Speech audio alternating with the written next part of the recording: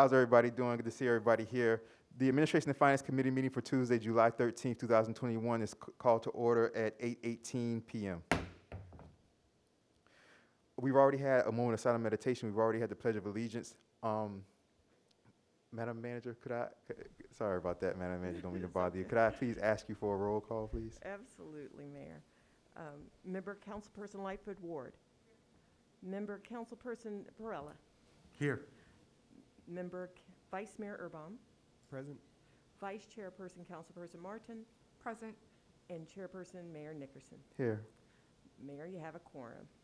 Thank you. Also present for the record, myself, Village Manager Christia Alou, and our Village Attorney, Mr. Joseph Geller.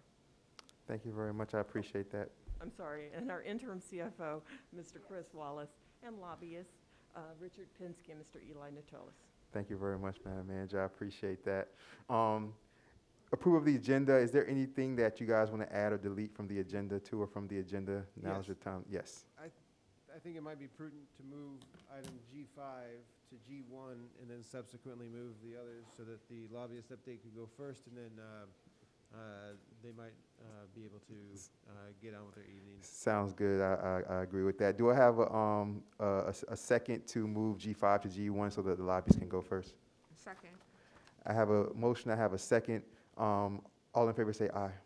Aye. Mr. McMahon. Yes. Mr. Mayor, Yes. I'd like to add an item G6 to the agenda. Yes. Go ahead. The item I'm looking at is managing council and committee meetings. Managing council and community meetings? Yes. Okay. Managing council. No, it's actually regarding council and committee minutes. I don't want to say manage, I want to say regarding. Regarding council and committee minutes. minutes? Yes. Okay. Regarding council and committee minutes. All right. So we have a G6 and we have G5 is moved up to G1. Do I have a motion to approve with the changes? So moved. Motion made by Councilperson Lightfoot Ward. Do I have a second? I'll second. Second by Vice Mayor Urbom. All in favor say aye. Aye. All opposed say nay. Hearing none. We have no acknowledge special visitors or visitors or special presentations. Good and welfare, anybody from the audience have anything that they want to say, this is your time to say so. There will be another one later on. This one right here is for everything that's on the agenda itself. I see none. Moving on, you guys. G1, this is the lobbyist update. We have our lobbyists here, Mr. Richard Pinsky and Mr. Eli Nortellis.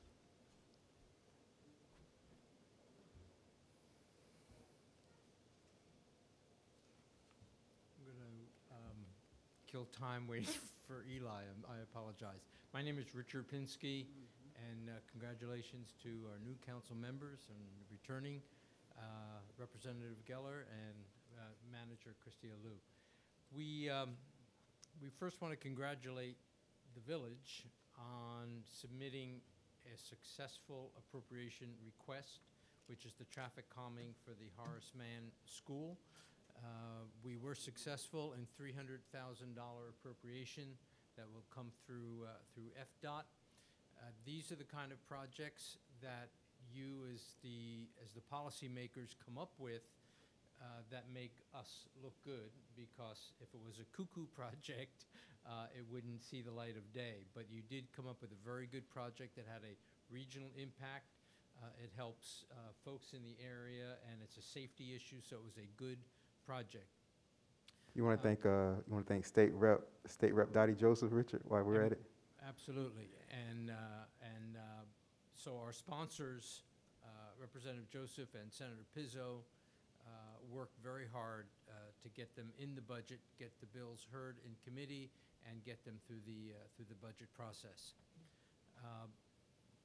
The water projects were not as successful, and really they're head scratchers because they were critical projects to Miami-Dade County, to the South Florida Water Management District, to Biscayne Bay, and we were a little surprised that those those projects did not move forward. We have subsequently had conversations with DEP and the Water Management District about the priority of our projects, not just on the connection of Northeast Second Avenue, but going into the Little River, because that is a priority of the Department of Environmental Protection. We gave to your city manager, and I think she's taken advantage of the legislation that has passed, both for resiliency projects going forward and stormwater and wastewater projects going forward, are shifting more and more to an agency-based review. And I think we're submitting projects through that agency request, and they will be submitted to the legislature. So I think by prioritizing by the value of a project will go a long way, instead of what I think we were probably subject to, which is a lot of folks competing for finite dollars and ending up being more of a oftentimes a political decision rather than a public policy decision. But anyway, that's a recap of the projects and the funding situation. And yes, we certainly want to thank the state representative and the senator for helping us. And do you want to comment any about the session itself before we go on to moving forward? Oh, no, I was going to just say it was a Eli Nortellis Roberts group along with Ackerman. It was a quite interesting session. Of course, you guys know that.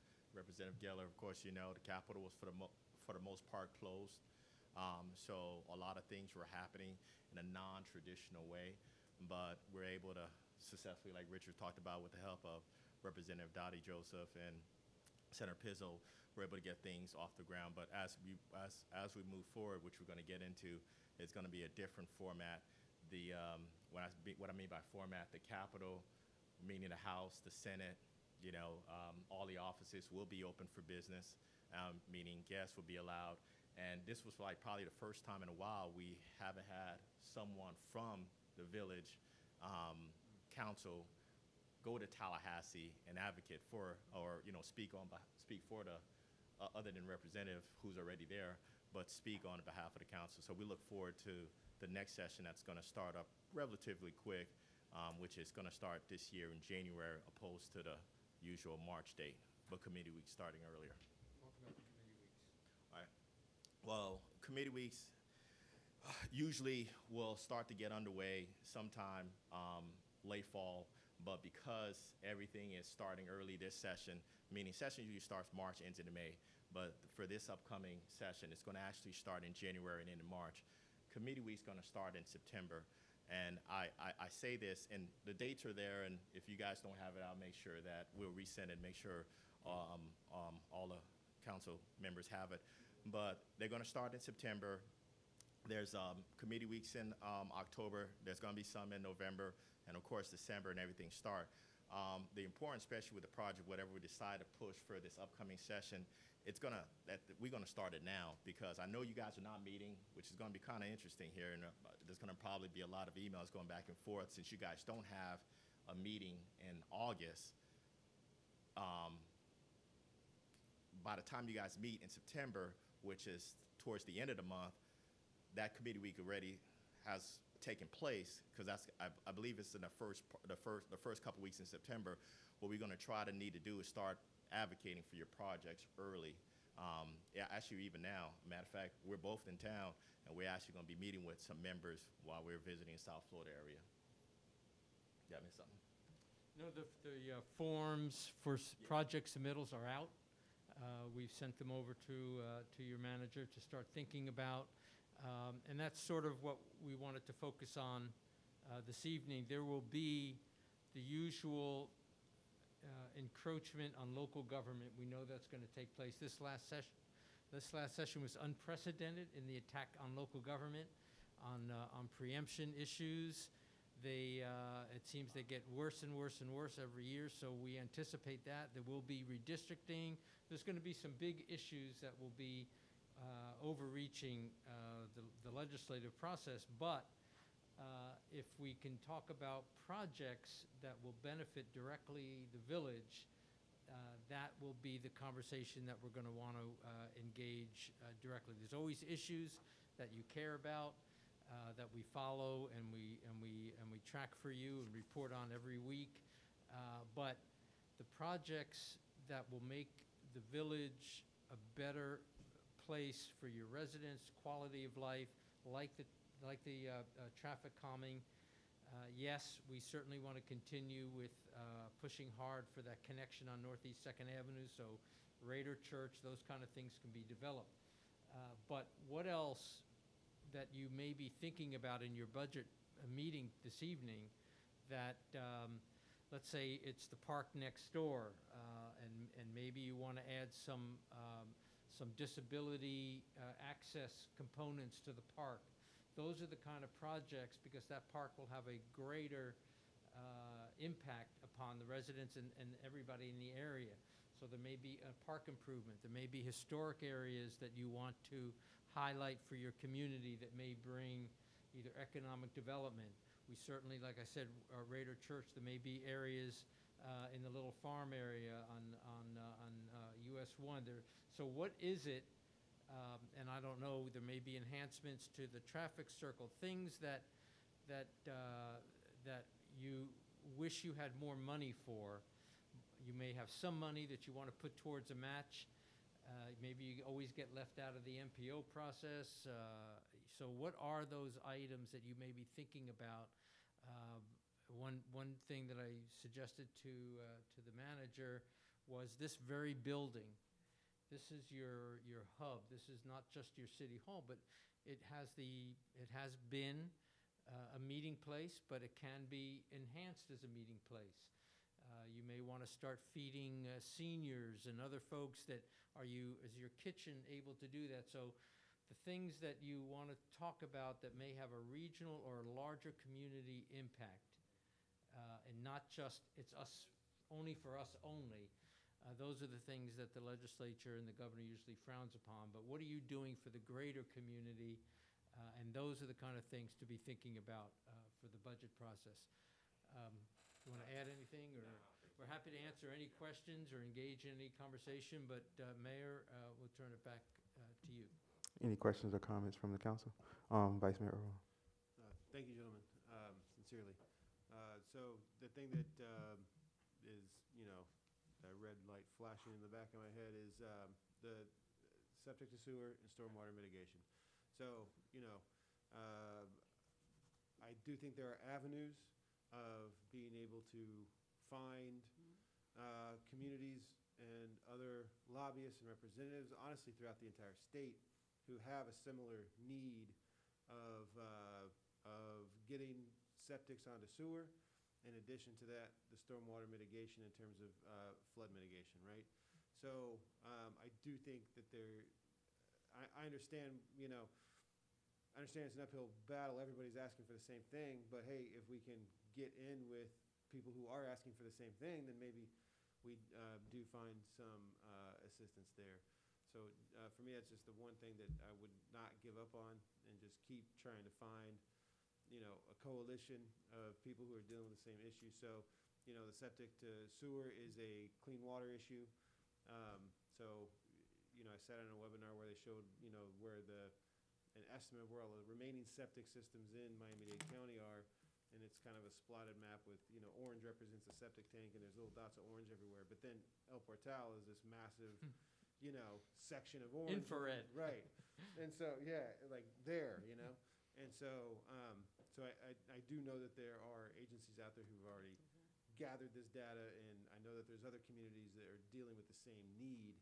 So maybe if we are able to find a coalition, we might have some success there. Yeah, I promise not to spend too much time on my soapbox. But quickly, this is in the Little River adaptation area. It is the #1 priority for Miami-Dade County as far as pollution, nutrient levels that are through the roof going into Little River, and is the direct cause of the north end of Biscayne Bay pollution. Yeah. The $20 million that was appropriated for Biscayne Bay cleanup, right at the close of session, spoke to the Deputy Secretary of DEP for this particular wastewater and resiliency project, which we sent the portal access. We are eligible, because we are impacting Biscayne Bay, we are eligible for that $20 million some piece of that. Miami-Dade County made this area of El Portal their priority. There's a second area of infrared, and that's the West Grove area. Okay. Those two areas are the number 1 and 2 priorities for Miami-Dade County. We thought this session, and your city manager was on the call with us, that we had a coalition with the county, and we all went arm in arm, saying this is El Portal's number 1, this is the county's number 1. Nobody got funded. Okay. Right. But there's a shift, and Representative Geller knows this, that somehow projects don't get rated on their merit. We don't do that for road projects. The MPO and the local communities decide a 5-year work plan. That number goes to Tallahassee. The legislators don't even see it.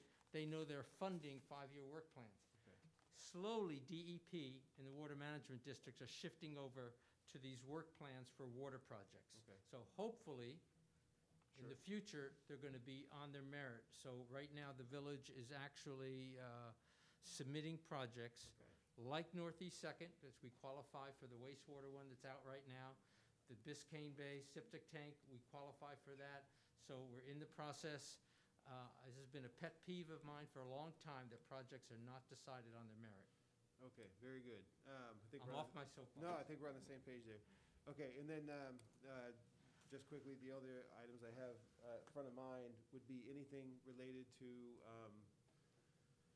this might end up being with the county, but anything we can do to improve our pedestrian or bicycling safety within the village. So it could be shade for a bus stop. It could be, we're talking about painting intersections. Any type of that activity that benefits pedestrian or cycling would be helpful. And that might be smaller ticket items. It might be maybe more palatable also. And then that would help us, shift funds elsewhere if we're able to get small things like that Let funded. me respond this way. Great idea, but within the village, it's village-centric. You want to take care of your people, I understand that.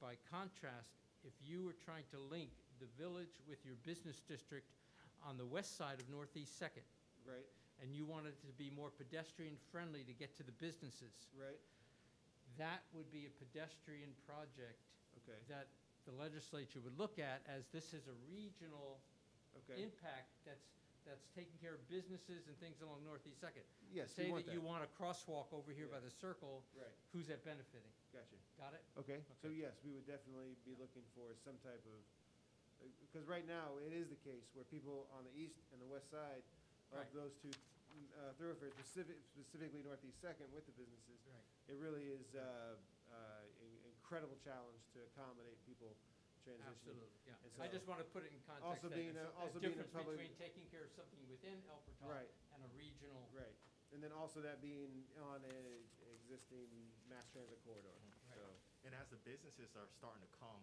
Councilman, to the El Portal area, something talking to the manager and the mayor about, there might be opportunities for that partnership between the businesses and the village to actually, hey, instead of going to Tallahassee Right. for these funds, Okay. there might be an opportunity to do these funds through that partnership. But that's something you guys will have to explore Gotcha. as a board. Okay. So then essentially what you're saying is someone in Tallahassee would want to know that we had maybe gone through that process already to see what we could accomplish locally before we're doing the ask in Tallahassee. Okay, I got you. All right. But as Richard was talking about, the bigger picture, if it's the pedestrian to the business, and Right. it's a major, a huge big that's not only just the, Right. a circular walkway, I mean, we could Okay. probably take that to Tallahassee. Okay. That's all I Good got. questions. Thank you, Vice Mayor Irvine. Anybody else from the committee? Yes, Councilperson Lightfoot Ward? always good to hear you from you all, but I think you're all over the board. And I think I'm gonna start that way, but I'm not gonna end that way. You come and you don't give us a written report of what you accomplished. You name a lot of things and we can't take enough notes to show you that we're taking notes. I'm used to lobbying legislators too, Washington DC also. But to bring it back like this, I need a written document. You get paid, right? I need something to show more about what is done and what is necessary than a conversation. And then we have questions about that, then that's different. From what I've taken notes from what you said, first of all, MPO is no longer the MPO, is it? It's the TPO. Secondly, the $300,000 for Horace Mann, I commend you, because I live on that, matter of fact, we both live on that stretch, and it does need calming. So I applaud you for that, and I'm looking forward for the improvement on that. Secondly, the water projects did not move forward. Appreciate that, but you warned us. You really did. I was in the audience at that time. You warned us that that wasn't quite going to make it through because, and I'm not going through that again. The structured wastewater projects, you're right on cue with me. Let's see how we can make that happen. But we don't know what the legislature is going to do until we see what their interests are. What we already have on the board. What do we already have? We've been giving you, since I've sat out there and I've heard us give you what we like to see come back to us. And I like it that you explained to Vice Mayor that it has to be something regional, because this is the state legislature. It's not about us little, it's how we connect together. I make no apology for being a city manager by profession. I just know that I used to lobby also. And what we already have on the board, I like to hear more of that, because you got a lot of things last time, and you never bring them back. You always bring us back the pieces. We need to know more about what we ask you for, because every year we give you the same thing, and that's not fair to you all. It's not fair to the taxpayers' money. And last but not least, the septic tank sewer seawall funding. If I don't hear from that, I'm not happy with what you did. I'm glad to have Horace Mann. I live right there. But I need to know how far up we can get with that, because we know as residents that that's one of the primary things. And a lot of people can't afford it. I'm right on the street that they're going to start working on first. I'm right there at 3rd Avenue. They're going to start working there first. Why? Because the infrastructure is already there, as you explained to everybody last year. Is there a back door? In other words, is there a back door to doing this? We don't know what's going to happen. Sometimes, and I'm looking over here, sometimes Mr. Geller comes back and says what's hot. He doesn't do any lobbying, but he tells us what's hot because he knows what's there. I'd rather that than we keep giving you the same project opportunities that may not fly anyway. So I want a more structured, how we trying to get you where we're going situation. And that's not a pit, that's not a punt, that's not a punch, that's nothing. That's just saying, let's make it a little bit more simple so we'll know what we're dealing with. The legislature is our friend, but we gotta know how to be friendly. We gotta have our own setup of how we want things done and what we're looking for. The Little River adaptation, thank you for mentioning that. I appreciate that a lot. And yes, we are on that thing you told us the last time. We are front and center on that polluting of the waterways. And I appreciate that, I do. How about this? Tell us how we get to be more calmer, and what funding is out there for North Miami and Northeast 2nd Avenue, because that's our prime thing. That's where the speeding is. That's where the problem is. But when our neighbor, our friendly neighbor to the north of us, did what they had to do, I'm wondering why they didn't just keep going and let us have a piece of that while we were all being funded at that time. We missed it. And I want to see that keep going. I want that coming back toward El Portal so that we have a slower traffic. The Vice Mayor always said it's a problem crossing North Miami and Northeast 2nd. We missed it. And I wasn't on the council, and nobody here probably was on the council except these two in the front. We missed it. But that's what I'm looking for, something that the villagers can say, it passed in Tallahassee. Therefore, we have it now, as our neighbors have it. So if you could, I know that's a lot to be said, and I didn't see you taking notes, and mine scribbled.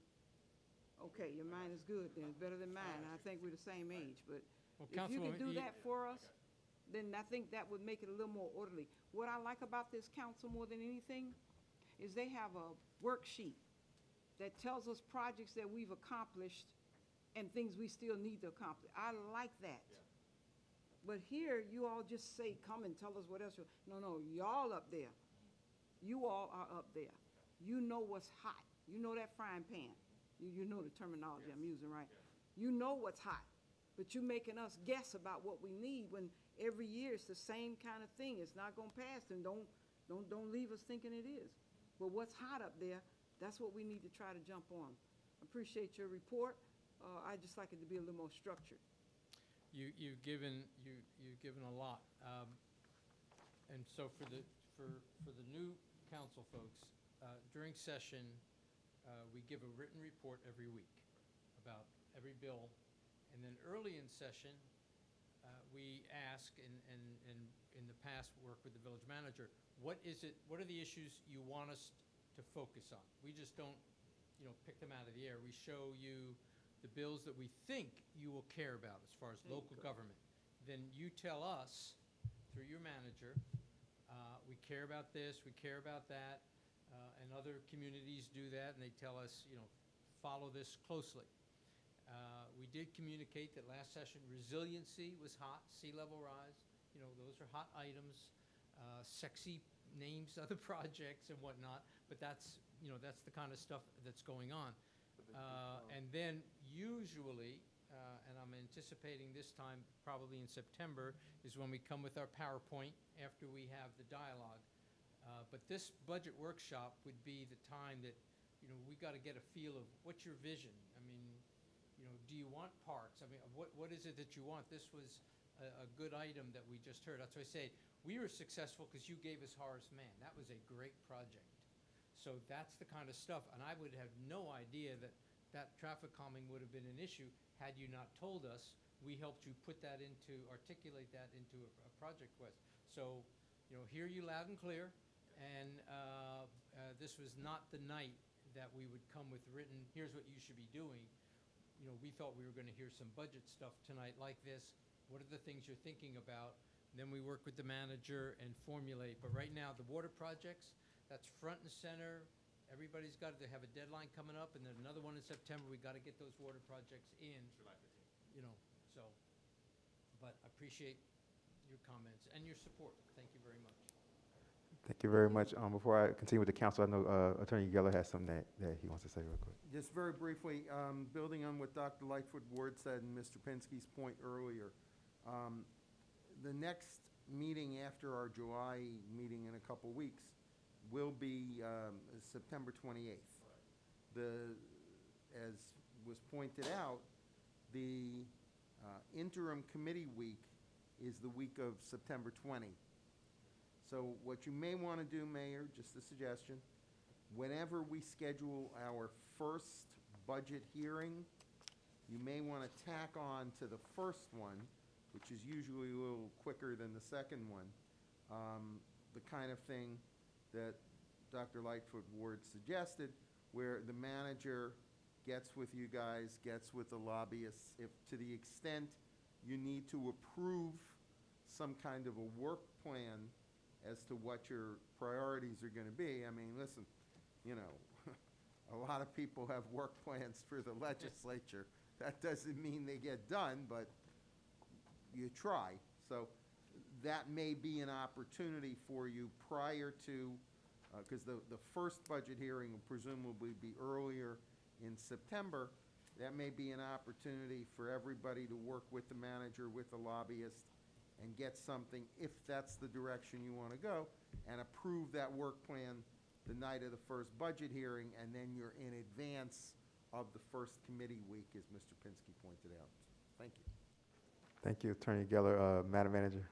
Thank you very much. I just have a couple of things to piggyback on what others have said tonight, but also to ask some other questions that I think could be helpful to the group about the ask for the budget approvals. I know we did that last year, and we continue to do that. I talked to everybody about what we need and how that can be tailored. But I know matching grants, That was a big issue last year for us, and that's why we had to be very strategic. So is that going to be required this coming session, you think, the matching funds? They've changed it slightly from when we first presented it to you, and that is, you're not going to be required to have a 50% match, but the legislature won't be able to appropriate more than 50% of the total project. They still want to see a match. 50% is still a great match, Okay. but it's not going to be, by the time the rule was adopted, which was after when we spoke to you, the final rule that the House adopted was not a mandatory 50% match. Yeah, that weighs They heavily just on our can't spend choice. more than 50%. Yeah, And that, just that, a quick overview for the council folks who don't know what happened. This past session, unlike past sessions where we went in and we made a request, this past session, there was a requirement, hey, if we're gonna go ahead and give you this money from Tallahassee, we wanna make sure you had that matching funds. right. And that's what we were going back and forth. Which was another way of saying shovel-ready. Little did we know, because everybody was pinching pennies and, very restrictive on projects. Little did anyone know, in the last 3 weeks of session, money would rain down from heaven. We knew. The federal government. We just didn't want to hear it. We knew. Exactly. I said it at the first appropriations. So, And he said, no. they And were then it spending, was yes. yeah, so the legislature, the It's Republican-led legislature was drunk with Mhm. handing out funding in the last couple weeks of session.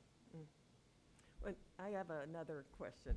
So what did get funded in water? Because if Miami-Dade County didn't get funded, like, who's worse than this area that they got funded?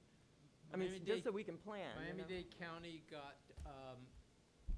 the model lands, the restoration of the wetlands at the south end of Biscayne.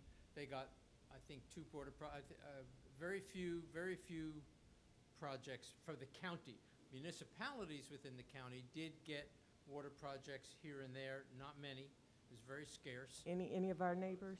But again, what the legislature did is they passed approximately $130 million to create a wastewater grant fund. Right. And even though the dollar amount wasn't finalized, it's somewhere they're anticipating DEP between 100 and 111 million that they want to use for resiliency, but there was no final set dollar amount in the budget, just the 130 million, and those funds were rated to beef up the Sadowski fund. Okay. But again, what's shifting is, and the 20 million for Biscayne Bay. So what's shifting is more the focus on DEP, prioritizing the projects, and then the legislature in December will get that list of projects of that 130 million, and then they will be working off of that project list. All right. And then my last one, we've been talking about this for so long, and then nothing came of it. Short-term rentals. What, final word? Well, it did not pass. Right, okay. So it's still in place that if you had ordinances prior to 2012, 2011, those still stand, and but nothing was changed to open it all up. So communities that have ordinances and sections of the city restricting where they can be are still in place. Okay. But if we don't, or we haven't restrict, we're able to? No. Okay. No. If you have not already done it prior to 2012, Right. you Can't do can't do it. What they tried to do this session was wipe away those ordinances prior to 2012.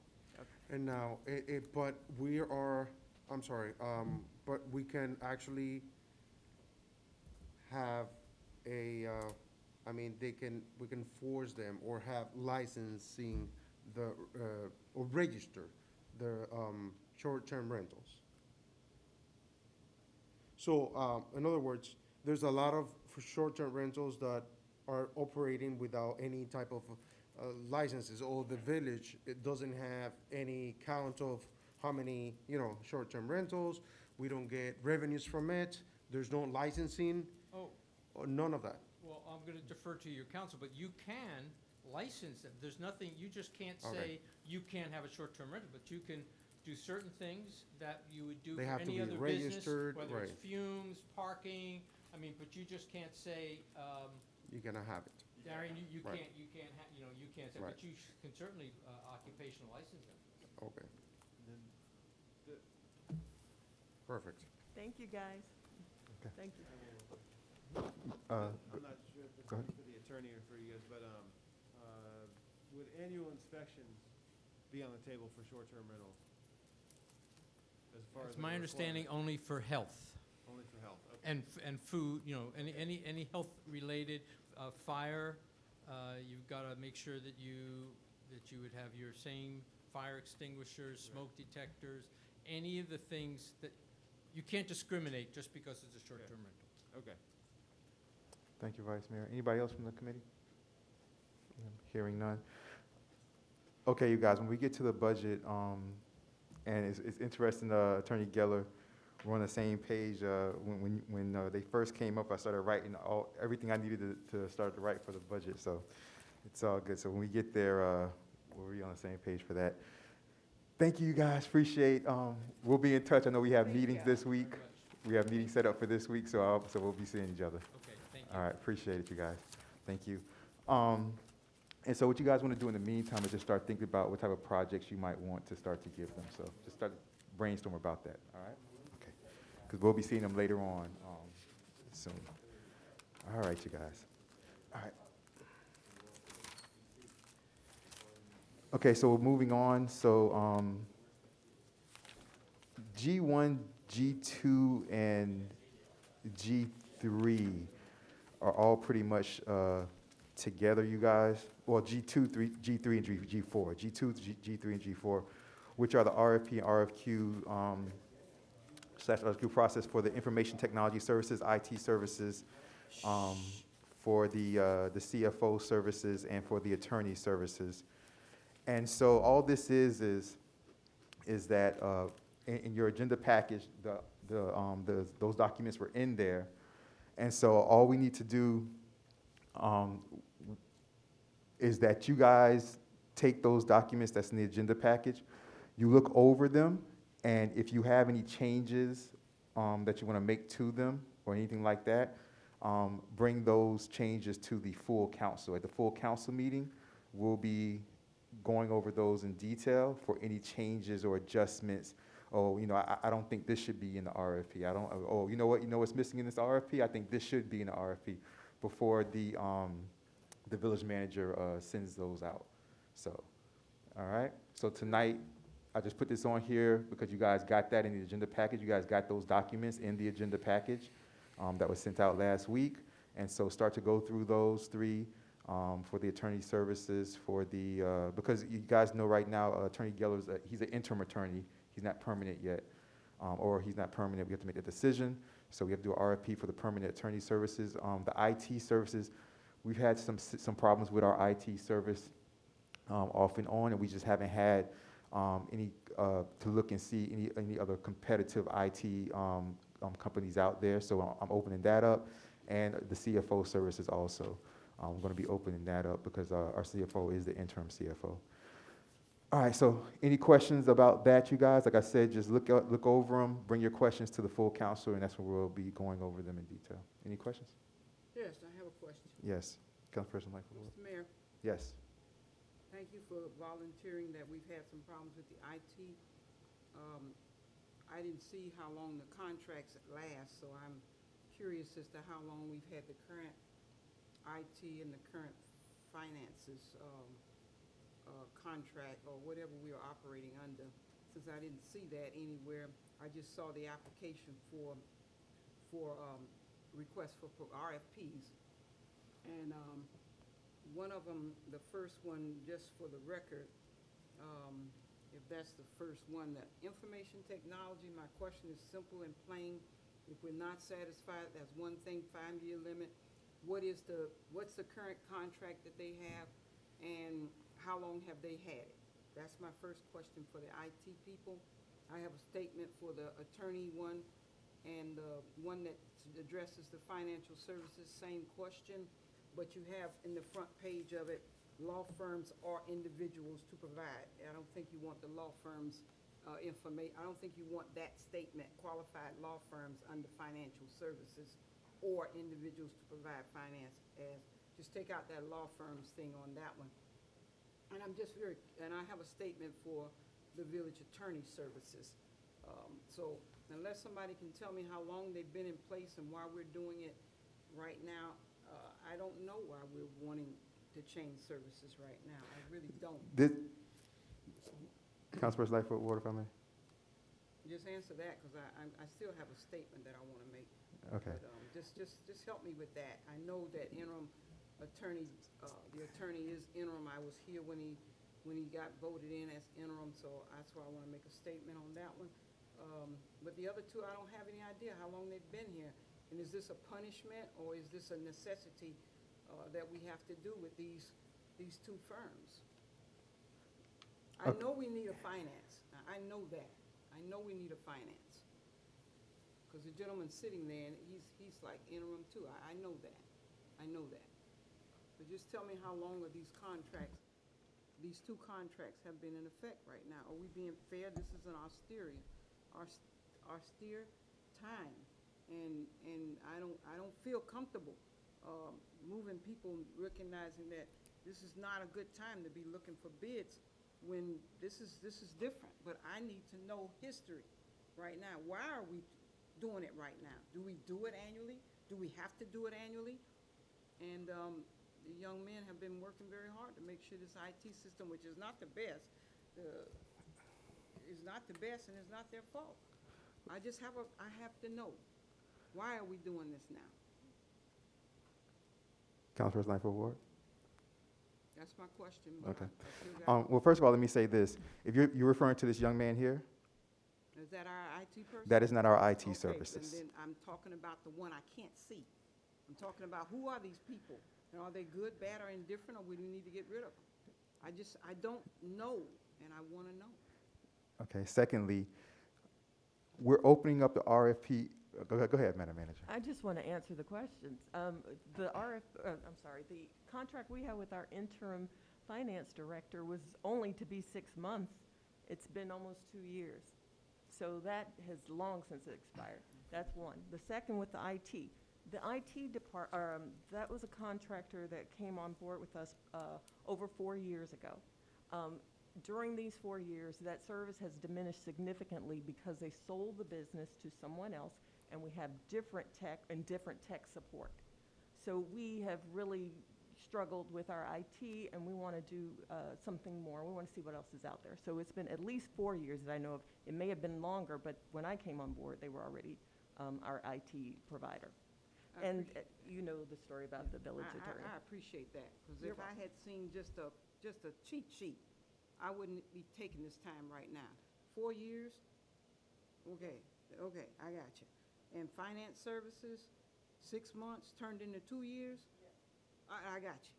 That's all I needed to know, that yeah, we need to make this right. But there's still in the situation, you very well said so. With that covered, I'd like to make a statement about the village attorney services.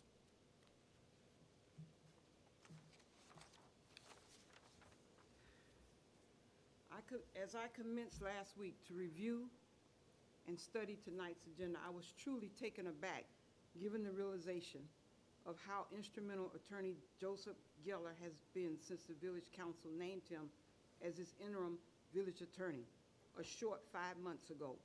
An attorney who has much knowledge, concern, and love for El Patel, and is directly influential with the business of Florida's legislative processes and concerns, particularly those that impact this small village. To this point, and given his long-term absence as promulgated by the previous council, interim Attorney Geller has been instrumental in working diligently with Mayor Nickerson in assuring that critical action items are properly submitted to this present council in the form of necessary items, random observations of processes, procedures, and wholesome solutions in the form of 10 resolutions and 7 ordinances, as well as a special council meeting and executive session that has resolved a well overdue reconciliation with this village's police officers and their concerns, a situation that waned far too long per the former interim village attorney. Thus, given his compassion energy, intelligence, and wherewithal for legal and legislative matters. For me, Attorney Geller's disposition is one of a thoroughbred racehorse, whose attributes identify with I care values most pronounced during this period of COVID-19 pandemic. Yes, Attorney Geller has more than demonstrated that he and his firm are genuinely connected with this village, the village of El Portel. For it is these short few months, and as he did in the past, Attorney Geller has demonstrated focus and concern for even the smallest details, with much awareness about the possibility of negative implications within various issues. I'm thinking about you, Vice Mayor, when I wrote that statement, because you were always pointed, and he never let you down. You said, I have what I asked for. He is careful to direct this council beyond trivia and encourages us toward critical thinking and strategic solutions. I heard you say that more than once. What do we do? So I'm thankful. I'm listening. I'm looking. Is anybody here paying attention? And you are not a lot of problems. You basically know when to ask the attorney questions. He is careful to direct the council beyond trivia, encourages us toward critical thinking, and he is more than familiar with processes and procedures and keep this council from controversy. Attorney Geller exudes agility and wherewithal in addressing each of us sitting on this dais.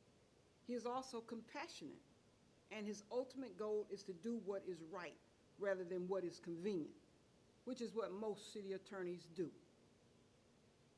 His stride is balanced and without arrogance, as he does the homework necessary for long-term sustainability of this council's actions. We have not been in the newspapers. We have not been in the media. And some of the stuff that was going on around here, we are not even getting into that. Therefore, and rather than facilitating a request for bids after only 5 short and very, very successful demonstrations of Attorney Geller's value within this village, Mayor Nicholson and village council members, I'm asking, I'm better than that, I'm really asking that we not solicit for attorney services, but show Attorney Geller by a round of applause, thanking him and extending our sincerest appreciation for returning the village of El Portel toward that which is substantively necessary and required. We didn't do Mickey Mouse stuff. We did serious stuff since I've been on this council. And welcome him back as our contracted village attorney with a base and 4 options at the current contractual cost commencing with the new fiscal year. I just think he's done a great job, and I don't care if nobody else thinks so. That is my statement, Mayor. We just do it for less. Thank you very much, Councilperson Lightfoot Ward. So let me say for the record, when I first came onto the village as mayor, I said the first thing I was going to take care of was all the outside stuff. So that was the FEMA, that's the sewer, that's getting all of our individuals back. The way we did, that's going out and getting the money, getting the funding and things like that, which we work on all the time. I said once those things start to get in motion and start moving, I would start turning to more internal things and get those things squared away. For example, that was a great speech, Councilperson Lightfoot Ward. Make sure you keep it, because you need to give that speech again when we do the actual RFP process. Because this is the thing, Attorney Geller is interim. In his contract, he's interim. Interim doesn't mean forever. Therefore, these positions, if we want to make him permanent, which we can make him permanent, but by law, we have to open it up. This is a committee. Therefore, we have to open up the process. Attorney Geller, will you not be submitting to the RFP process? If the council does go through with an RFP process, I would, submit the necessary documents to bid. I would do that, but that's up to that's the council's decision. Because this is the problem. In the past, what would happen is you would have somebody come in on an interim process, on an interim basis, and they would stay independent, like all the time interim, indefinitely. I was gonna say independently, indefinitely. They would stay indefinitely interim. So if we like Attorney Geller, let's make Attorney Geller permanent. But to make Attorney Geller permanent, we can't just make him permanent, because many years ago we changed the process to where we would at least. It's kind of like when you're talking about like a football team or something like that. When they hire a new coach, they have to open up the job. The owner of the football team might have a friend and the coach he has in mind, but you have to open up the job. So when we open up the job, if we choose Attorney Geller, guess what? It's even better because he's permanent at that time. He's no longer interim. So nobody's getting rid of Attorney Geller. That's the process. Mr. Mayor, can I say something? Councilperson Darren Martin. Thank you. Okay. Vice Chair Martin, sorry. So sorry, Councilman Erbaum after me. I think we need to depersonalize it a bit. I don't think this RFQ process is any sort of indictment on what Attorney Geller has or has not done. I think it is all about the process and standardizing a procedure. It's great that Attorney Geller is in the position, and then Councilwoman Lightfoot Ward is emphatic about her support of his execution of his duties. But if there is no process and the ability to just keep somebody indefinitely in a position, what happens in the situation where there's someone in a position that maybe not everyone is as enthusiastic about their work? So I do support the mayor's attempts at standardizing the process. Like Attorney Geller said, if there is a process, he would submit. And at that point, with all of the knowledge that we have of him and the work that he's done in El Portal, we can then compare what he is offering with what other persons or entities out there are able to offer. And I support looking at the full landscape of who's out there for us to make a fully informed decision on what best suits the village at this present time. So that's all I wanted to say. Thank you. Thank you, Vice Chair Martin. We're going to go to Vice Mayor Erbaum yet, and then Councilperson Lightfoot Ward will come back to you. All right, so we're beating around the bush a little bit here. Just a little bit of background on how we arrived at this specific point with the attorney is we had an interim attorney. We went through an RFQ process. For those of us who were there, you would remember that Attorney Geller actually won that RFQ process. And former Mayor Cabillos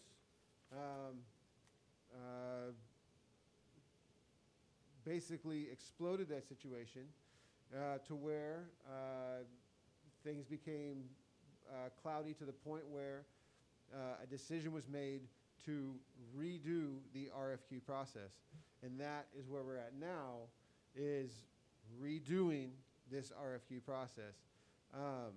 And so I'll just say that interim positions are temporary. And so part of why I came onto this council was because we had so many interim positions of leadership within the village. There was no way you don't have stability when everybody's in interim position.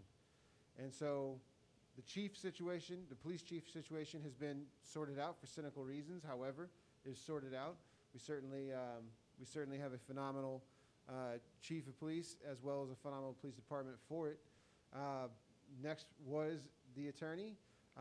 And part of the reason I came on the council was when Manager Alou was interim manager, and there was no process done to find any other candidates. And I saw that as a fundamental problem, because when you have a turnover of position, that is then an opportunity to find the very best candidate possible.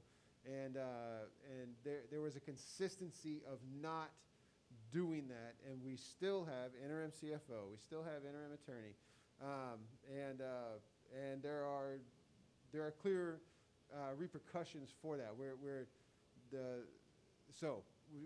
sticking to the attorney issue, understand that this is a process that was created, a mountain out of a molehill some months ago, and here we are still finalizing that process. So Attorney Geller actually won the vote, and through a baffling series of events that followed, we are redoing the process.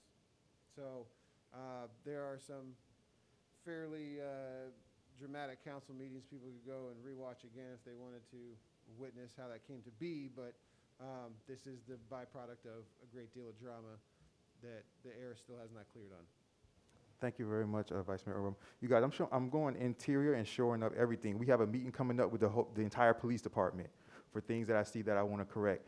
I told the village clerk, I said, village clerk, we don't have a job description on file for you. So me and her are starting to work on the job description. That's going to come back to the Administration and Finance Committee. So after I did the big stuff, so now all the internal stuff, I'm just trying to shore it up so that we can get this stuff in place so that when we're all not here anymore, there's a process, and like, it's not based on who's here. It's a process set in stone that's done. Councilperson Lightfoot Ward. My final, that's not true. You don't, if you got a good horse, you do not have to bid. I ran cities for 20 years. And we did select, without bid, city manager, attorneys. So her position is okay. We didn't have to. The council makes that decision, what they want. The budget person, those positions, when you got a firm working with you, like we have with the attorney, you do not have to bid it if you got a racehorse already in place. What you do with an interim is you make that interim permanent. That's what you do. And we've done it more than one time in the history on this council, in this place. So no, don't give me that. I know the process. You don't have to. You can, but it's not mandatory. When you got a racehorse, you got other people out there trying to get that racehorse too. The council voted on this process. Thank you very much. We changed that process a while ago. Okay, be It's that the as it may. So that's the process now. Be that as it may. Explain those things to me, because you haven't asked the attorney, is this the right thing to do? And did we put a process together with that in mind? Or did we just arbitrarily, because of the way things were done? I'm there. I saw what was done. I Yeah. did. I saw what was done. Which I didn't means think it if was we right. were, which truthfully means if we were to just make Attorney Geller our permanent attorney, someone would have cause to say you have done this improperly based on what was previously voted on in the council in terms of redoing that RFQ I will process. yield if the attorney tells me that I'm wrong. I will certainly yield. So, If the present attorney, who is our advisor right now as interim, tells me I'm wrong, I'm through. Mayor, if you will allow that, because just because you have a process don't mean that process is cemented in stone. It means that you have to be flexible. Just like we didn't ask for, well, as I said, let the attorney tell us what's real and what's not. Attorney Geller.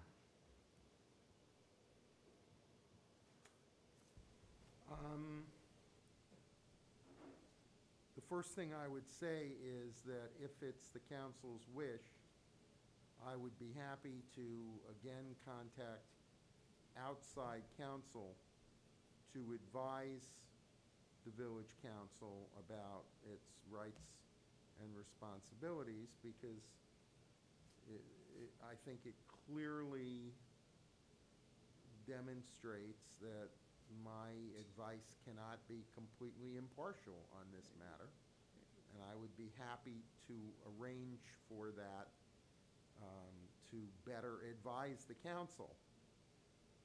That said, I'll only comment that the council voted to put a process in place. That is your process by vote of the council.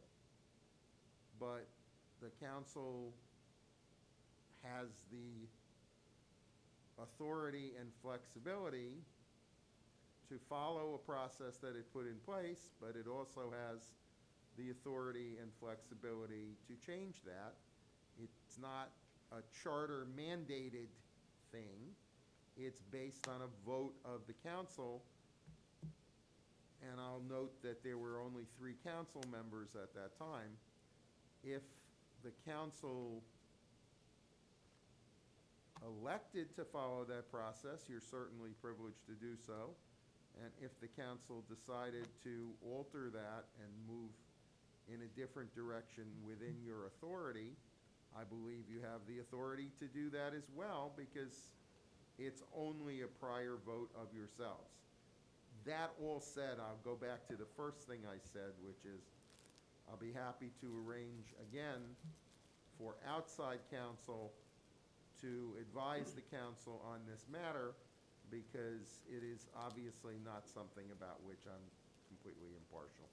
And unless I'm directed otherwise, I think the prudent thing to do is for me to arrange for some outside counsel to advise you on this issue in the same way that when my interim attorney contract was up for, or I don't know if it's technically a contract, but when it was up for negotiation, I arranged for outside counsel to advise you, and I think that is the proper and the ethical thing to do. All right, first of all, let me say this. To hire outside counsel, you guys is going to be money. So if you guys want to spend that money for that, then that's up to you guys. We can vote on that. And because counsel is not cheap. Right. To hire outside counsel is not cheap. The second, I do, second, I'm sorry. Yeah, I do have something to say, and I'm with you. I thought with Councilwoman Lightfoot Ward, I thought interim position, you try it out, if you like it, then you can make it permanent, and that's it. So that was my thought of on that. Also, the interim position for the village attorney was never negotiated, the price. It was roll over to, to whatever the prior was, which I wasn't happy with. And I'm still not happy with what we paid. So that's one of the things that, that's why the CFO that has been asking for over a year to be, to get to this process and get, because it's also charging us a lot more than what we used to pay. So those two things, I'm more concerned about the price than the services they give us. Attorney Geller is, like you said, you said everything in your statement. It's been wonderful for the village, and it's been doing a lot of stuff that it needed to be done and the correct way, and we didn't have that before. At least, that's what I saw. But my concern about the 2 positions is more about, the services, what they're charging for the services, the money, and if it's something that it needs to be done, is negotiate the prices. I have no problem with having it position permanent instead of going to outside counsel, like Mayor Nickerson is saying. It's going to cost money for something that we could just go with the process, or just decide whether we're going to have it transfer the position to a permanent position, and it's okay either way. let me just say something real quick, Vice Mayor, and I'll come straight to you. Thank you, Councilperson Farella. So we are, I'm not going to say we're all in agreement, but Attorney Geller is an interim attorney. Now, we need to get a permanent attorney. We're just arguing about different ways on how to get the permanent attorney. All right? That's where we're at. Everybody's agreement that we need to get a permanent attorney. We don't want to have interims that are just interims forever. We're just having a disagreement about how to get the permanent attorney. We have one side that says we should get the permanent attorney just by making the permanent attorney permanent. And we have the other side that says, well, we should open it up and then we should choose a permanent attorney. Not even talking about transparency when it comes to the residents of El Portal, and opening it up would be a more transparent process. But, and Vice Mayor Urban, if you want to say something after I say this, but I have a very simple way to decide what we're going to do. Even though, and just for the record, Attorney Geller, the process, when we changed the process to say we want to open it up at full council, that was under Mayor Cabillas. That happened a long time ago. But I have a very simple way to decide this. All three of these RFPs are agenda items. So what I'm going to do, I'm going to let Vice Mayor Urban speak. What I'm going to do, I'm going to go G2, G3, G4.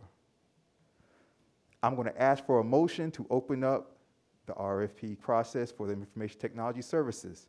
I'll ask for a second. We can vote if we're going to open up the process. I'll do the same for the CFO services. I'll do the same for the attorney services. We'll see if they pass or fail to open up the process. Vice Mayor Urban. Yes, 2 points. One, an interim position is created when there is an unplanned for vacancy. And a trusted individual is then announced as that interim position. And generally speaking, they are not awarded that job. They hold that position while a search, hopefully a competent, exhaustive search for the very best candidate takes place.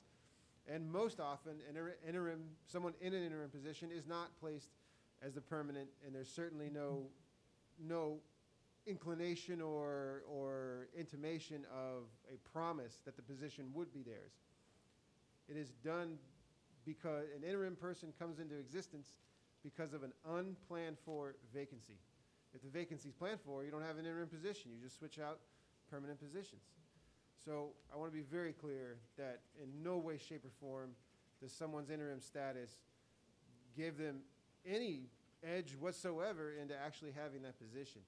The proper thing to do is conduct a search for the very best candidate and appoint that person. It very may well be that the interim position, the person in that interim position could be the very best candidate and be awarded that position. It's certainly not without the realm of possibility. Now, the second point is, I'm not opposed to having Mr. Geller be the permanent attorney because I recognize that this council, 5 members at the time on the council, it was not a unanimous vote, but there was a majority vote to have Mr. Geller be the permanent attorney in the law firm that he's with. And so I'm fully in support of acknowledging and honoring that, but at the same time, I also acknowledge the amount of skepticism and drama that was injected into that scenario, and I have serious concerns that residents will lose faith in this council if, after witnessing all of that, and the final decision coming out of that to be redo the RFQ process, and then if we are to then just cut that off, even though I would vote today to have Mr. Geller be the permanent attorney, salary to be determined, right, Mr. Perella?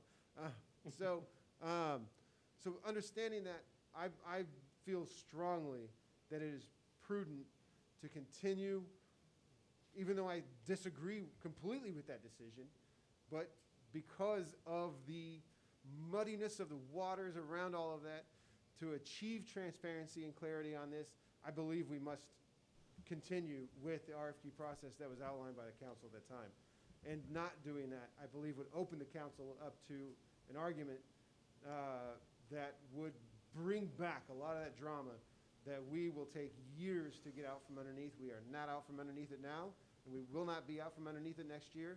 There is a considerable amount of cloud hanging over this council that the air will have to be cleared on several different matters, starting with the budget discussion that we have tonight. And so in the spirit of trying to achieve that clear air, I do feel that it would be appropriate to continue with the RFQ process for attorney. Mr. Mayor, Yes. one thing Vice before Chair. we Vice Chair Martin, close yes. this up. Another thing that concerns me is the salary TBD. That's actually not a small item. Through the RFP and RFQ process, we can see whether or not what we're paying falls in line with, what the other general proposers are paying, and kind of formalize and standardize that cost. And there's absolutely nothing wrong with seeing who else is out there and what services they are able to provide. I don't think that it diminishes in any way our estimation of the service that we've received from Attorney Geller. So that's my 2 cents. And thank you, Councilman Urban, for illuminating the situation as it results to transparency and how people will view this decision. And this is not our money. people need to know that we're at least making our best efforts to using their money wisely. That's it. Thank you very much. And before I ask for the motion in a second, and Vice Mayor Urban could even tell you guys, and Madam Manager, me and Vice Mayor Urban even got in a heated kind of discussion about it when it was going on at the council meetings, because I kept saying, we're gonna have to do this clean. Remember I said, I just want this to be clean, so there's nobody can ever come back and say, you guys did this under, or, you guys didn't do it. So I wanted to be transparent and super clean and out in the open. Do I have a motion to move forward with the RFQ process for the information technology services? Point of order. Yes, Councilperson Lightfoot Ward. Should we not consider what the interim is telling us now, to have someone speak to the proprietary, the proper, or the meaning of what it means to, per my proposal? Because if we vote this, then we just left without, we don't have anything. We don't have any objectivity from someone telling us the benefits or the non-benefits for having the interim become permanent. Why is that being shut? At least it's a lessons learned by everyone, by someone else saying what Attorney Geller has asked, that he, and everybody says it's gonna be very expensive. We don't know what it is. Maybe the person will come because they've done this before. We don't know what it would be. But what we're doing right now is almost like saying, I made the honor roll and my parents still wouldn't let me go on vacation. Well, excuse me if I may. I'm Based not- on what Vice Mayor Urban just said, and me being there and going through the process twice and clear the waters and the clouds around it and everything, I will actually vote to have the RFQ for the attorneys. I don't think there's a need to go outside counsel and spend whatever that is, $800, $1,200, or $3,000, just to have something that we can actually decide here whether it's good for us or not. It's not hurting anybody going through the process, right? I think there's a motion. I have a motion on the table to open up the process for the RFP for the RFQ process for the information technology services. I second it. I have I have a motion? That's the motion. Do I have a second? I'll second. I have a motion. I have a second. Madam Manager, may I please have roll call on opening up the process for the information technology services? For information technology process. Member Councilperson Lightfoot Ward. Yes. Okay. Member Councilperson Perella. Yes. Member Vice Mayor Urban. Yes. Vice Chair Councilperson Martin. Yes. And Chairperson Mayor Nickerson. Yes. Motion to open the position for IT, or open the RFP for IT services, passes 5-0. Thank you very much. Do I have a motion to open up the RFQ services for the CFO services, the process? So moved. Moved by Councilperson Lightfoot I'll Ward. second. Second by Councilperson Perella. Madam Manager, when you get finished writing. Yes. please. I know we're going fast. Sorry I know, about that. I'm trying to write Sorry, fast. I know, Okay, my bad. that's fine though. Okay, member Councilperson Lightfoot Ward. Yes. Okay, member Councilperson Perella. Yes. Okay, member Vice Mayor Urban. Yes. Vice Chairperson Councilperson Martin. Yes. And Chairperson Mayor Nickerson. Yes. Motion to open up the RFP process for the CFO services, pass 5-0. Thank you. I'll give you a second to write, Madam Manager. Oh, Is it- I'm For the next one, okay, ready? I'm ready. Okay. Do I have a motion to open up the RFQ process for attorney services? I'll I make move the- it. I got moved by Vice Chair Martin, got second by Vice Mayor Urban. Madam Manager, may I please have roll call, please? Absolutely. Member Councilperson Lightfoot Ward. No. Member Councilperson Perella. Yes. Member Vice Mayor Urban. Yes. Vice Chairperson Councilperson Martin. Yes. Chairperson Mayor Nickerson. Yes. The motion to open the attorney services RFQ passes 4-1. Thank you very much. Before we move to G5, does anybody have any last questions or comments about this? We're good? All right, so you guys look at this, look at the RFP, RFQs, like for example, like what you mentioned tonight, Vice Chair Martin, like the TBD and things like that. Like, so bring that back because that's when we're going to workshop it at the regular council meeting. You guys say what you want the manager to keep in there or put or bring out and things like that. Okay. All right, so we're moving on. Next is G5, you guys, and that's the budget hearing preparation, budget workshop. Okay, for this, we have to get ready for a budget time. And so the county, we have to pick our first budget hearing, our second budget hearing, and we'll also pick our workshop. We always try to do a workshop. It's funny because I was talking to councilperson or Vice Chair Martin, and I was telling her and Councilperson Lightfoot Ward before we got started with our committee meetings. I was like, yeah, I said that the second thing when I became council member was I voted to include a budget workshop, because before all we had was the first budget hearing and second budget hearing. So I wanted to include a workshop to where we can kind of get things out of the way, so the budget hearings, we can go pretty quickly. Now, the budget hearings, they have to coincide with the county dates. Madam Manager. I'm sorry? The budget hearings that we have, the first and second have to coincide with the county dates. That's right. The county dates are September 14th and September 28th. I was looking at my calendar earlier, Yes. 14th and 28th. You know, what's bad about this, Madam Manager, is that the 28th is a Tuesday, and Yes. we used to have our second budget hearing Yes. at 6:30, right before the regular council meeting Exactly. of that fourth Tuesday, but we can't have our budget hearing on the same date as the county's budget hearing, Right. so we might have to do like a special meeting somewhere in September just to do a budget hearing. Why do we Well, I- have to align with the county?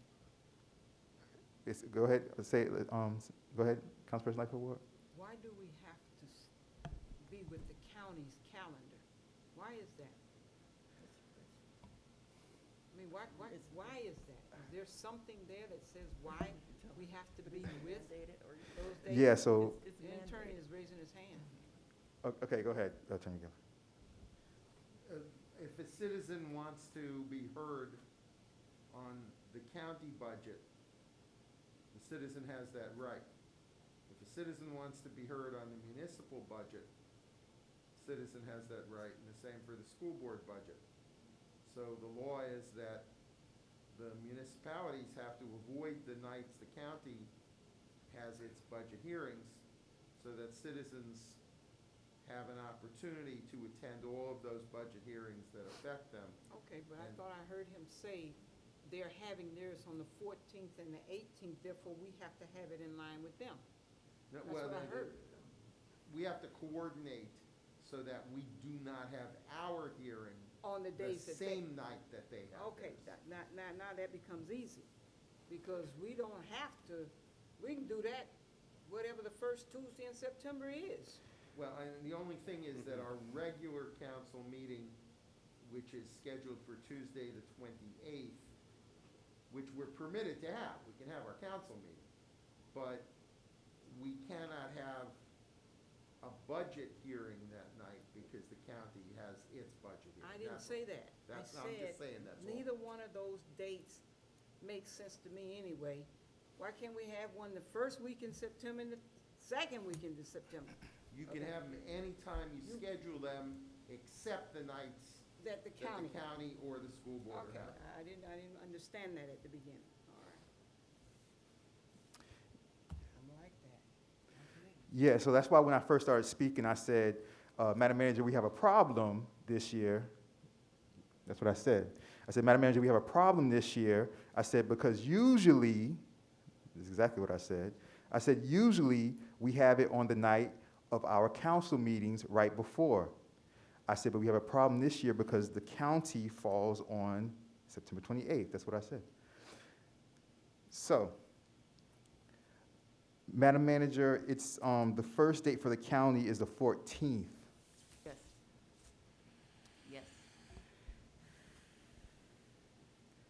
So our second date has to go, can our second date go before the first date of the county, though? Okay. This is something that the clerk would know better. I thought and there was I thought part of the law was that our second date can't go before the first date of the county. I know I might be wrong.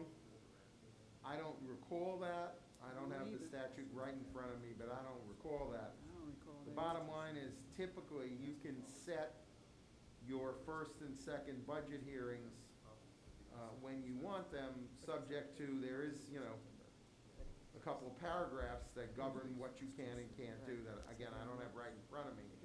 But typically you pick those at the July meeting, council meeting. Which is now. We will have an agenda item that sets the rollback rate Yeah. and fixes the date for the first and second budget hearings in accordance with statute. So, you know, typically that is something that the clerk does in consultation with me, with the attorney. And that'll be prepared and that'll be part of your agenda package. And what's presented is not what you have to do. There are some requirements that do have to be complied with. I don't recall the specific one that you just mentioned, Mayor, but you may be right. I mean, I don't recall that one, but maybe we can't have our second before they have their first. That may be, I don't know, that's not true. But bottom line is there'll be a suggestion in front of you at the July meeting, which you can adjust. I mean, it comes from staff, it's a suggestion to you. But the paragraphs that are in state statute that do limit what you can do about what time the meetings can be and, Yeah. and those things, that'll all be part of your package for the July regular council meeting. Yeah, I already have in my current agenda items folder, I have this item on there, in my current agenda items folder for the July regular full council meeting. Mayor Nickerson. Yes. Our CFO also says he has something he can, you know, shed some light on about the dates. Yes. If you could tell. This one over here, CFO wise, no problem.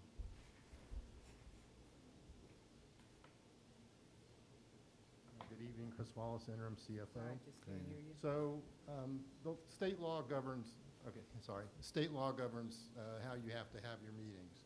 If you don't follow that practice, you could be in a position of having to renotice all of your property owners, or having additional hearings, or forfeiting your property taxes. So you don't want to get in that position. You only follow the state law. You really don't have a choice in that. What you can't do, you can go before or after the county commission and the school board. You just cannot have them on the same day as the school board. All right, all right, guess you have to be a little closer, sorry. So the state law determines this. You can have your meetings before or after the school board or the county commission. You just cannot have them on the same dates that the school board or the county commission are holding theirs. And as the attorney noted, the reason for that is, if you did, someone's going to be not able to go to a public hearing on a budget that affects their property taxes. So it's pretty well defined. You're also not going to probably be able to have your meeting the first week of September because it's going to be too close to the notice date. So there's a trim calendar you have to follow. So you're going to have to go probably into the second week because the first week is really, I think, a Wednesday and Thursday or Thursday and Friday anyway. I've avoided That's those what it was. days. I knew there was something with the dates. Right. That's what it is, a trim calendar. I knew there was something with that. Right, so you're Somebody going to looking have up to that avoid. right now what the trend calendar is? Well, I think if you have the dates of the school board and the county commission and you avoid the first week, you should be fine. Now, there's one other consideration you have to make. You have to adopt your special assessment for solid waste before the 15th. But you also have to, if you're using the property tax bill and notice as your first-class notice for your special assessment, which you do use, you have to make sure that that's 20 days after the tax roll is prepared. So they won't ever tell you because they don't know when the tax rolls go out, but generally speaking, that 20th day is probably going to be, you're probably going to be limited to the week that the 15th falls on. So maybe to 13th, 14th, or 15th, you should have one of those meetings. And if one of those now you can have a special assessment meeting that is separate from your budget meeting. You don't tend to do that. But the special assessment meeting can, in fact, conflict with the school board and the county commission meeting. So you try not to do that, but that's always available. I know it's a lot to take in, but I think typically cities try to hold the meetings on their regular dates. And then if those are precluded because the school board or county commission is doing that, if you're unlucky enough where the school board and county commission took both of your dates or whatever in September, then you're just going to have special meetings. But you want to make sure that one of those special meetings is on the 15th or earlier, if you don't want to have 3 meetings. Perfect. Thank you very much, CFO.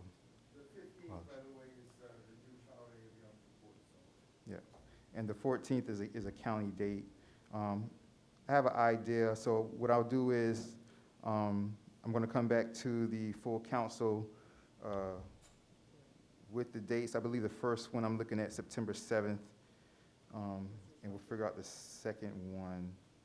Not to be passed, but that's also Rosh Hashanah. Rosh Hashanah, yeah. Yeah. So the second one's the only one I'm having a problem with, so, but the first one thing I'm looking at September 7th, no, hold on. That's Rosh Hashanah, yeah, I see that here. Okay. You do the 9th? You do the 9th. So I'm gonna have those dates, I think I'm looking at the 9th for the first one. I'm gonna have those dates to be voted on for the full council. Wanted to bring this up in committee so we didn't have to have this discussion in full council, and the full council meeting doesn't have to be so long. So thank you very much, you guys. Any last questions or comments about these dates? I'll get them together. Are we good? All right. Okay, thank you very much. Moving on to G6, Councilperson Lightfoot Ward regarding council and committee minutes. Okay, a brief statement. I had some little problems trying to do research with what we have, so here's my statement.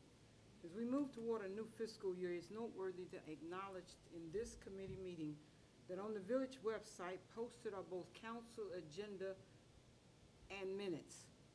The latter, as labeled minutes, are actually verbatim transcripts of what was said rather than what was done, per Robert's Rules of Order, page 48.2. These occurrences being in both the village council and committee meetings, and such transcripts generally consisting of well over 50 pages rather than the standard 1 or 5 pages as given to minutes. What I'm distributing at this point are examples of minutes, a minutes template as done by local government. You want to help me out? Thank you. And that's all I'm doing is a template. I noticed it, but I didn't quite understand it. I didn't quite understand why we do transcripts. Notwithstanding, even more, and once signed, individuals requiring transcripts, here you go. Individuals requiring transcripts will still have the opportunity of requesting wait a minute, I got ahead of myself. These occurrences being both in the village council's council and committee meetings, and such transcripts generally consisting of well over 50 pages, rather than the 1 to 5 pages given in the minutes. Even more, and once signed, individuals requiring transcripts will still have the option of requesting same through the village clerk's office. A cost for such request to be determined by the village council. Therefore, distributed this evening is a proposed prototype for all village minutes commencing October 1, 2021, and its use by the village clerk starting with the new fiscal year. Finally, and to the chair, I so move this request and ask a second for benefit of discussion and a vote. It's just too long, because it's a transcript. I didn't realize it until just now. That's my motion. I will appreciate a second. Let's just talk about it. You want a second for discussion, or what? Second for discussion. I'll second for discussion. Thank you, sir. I think first, Wait a minute, she didn't roll call. Oh, she's not gonna, is she? This is a motion on the floor. Now we do discussion. yeah, second for discussion. All in favor say aye. Aye. All opposed say nay. All right. Councilperson Lightfoot Ward, you have anything else you want to add really quickly before? No, that's my statement. It's just too long, and I just figured out why.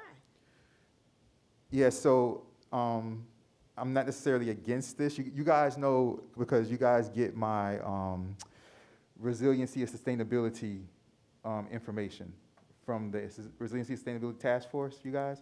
And you guys will see, I usually send you guys the minutes after the meeting. I send you guys the agenda and stuff before the meeting. I send you guys the minutes after the meeting. I typed those minutes up myself. It used to be a member named Courtney Kirk, but he moved out of the village, so I typed those minutes up myself. And so if you look at those minutes from the Resiliency and Sustainability Task Force, you see the template I use, you see the minutes and things like that. All that I would say, like I said, I'm not necessarily against this. It would save us a lot of money from like not having to do the transcripts. But all I would say is, I mean, be sure that Clerk Jacoby wants, you know, like see what she says about it, because she's going to have to take the minutes, you know, as the meetings go on, and she's going to probably, because what I do with the Resiliency and Sustainability Task Force, I kind of take the minutes as it goes on, but then I go back once Full Moon puts it on YouTube, which is like a couple hours later, and I watch the entire meeting again and type into that template whatever I missed, because it's kind of hard to take it, you know, as things go on. So, like I said, I personally have no problem with it, but I think that out of respect, we should wait for the full council, because we need to talk to Clerk Jacoby and see if she feels like, with her workload, if this is something that she can do. That's my only suggestion. But anybody else from the committee?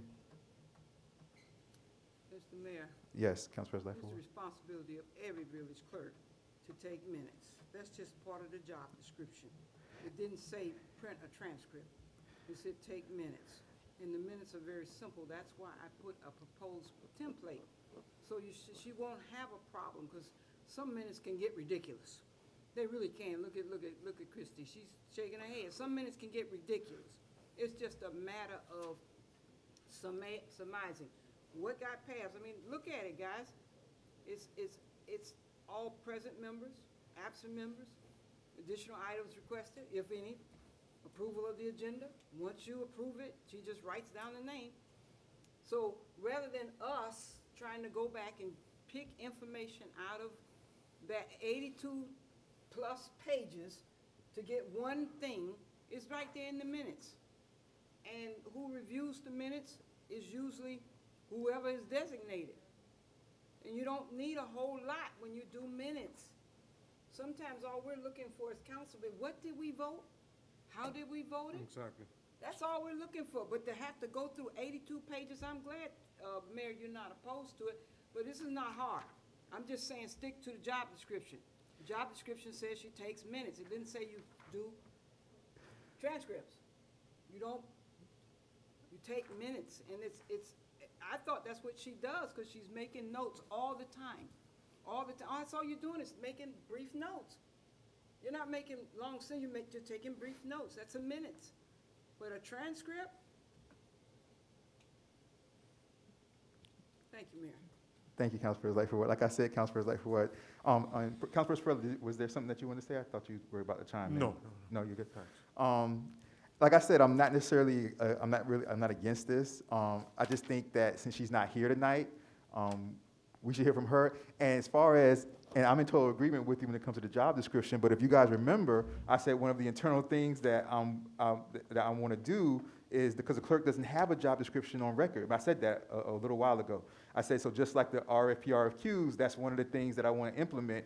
And so you're even making my point even more for me, Councilperson Lightfoot, what I appreciate it. This is another internal thing that I have on my list that we need to do, because she currently does not have a job description on record.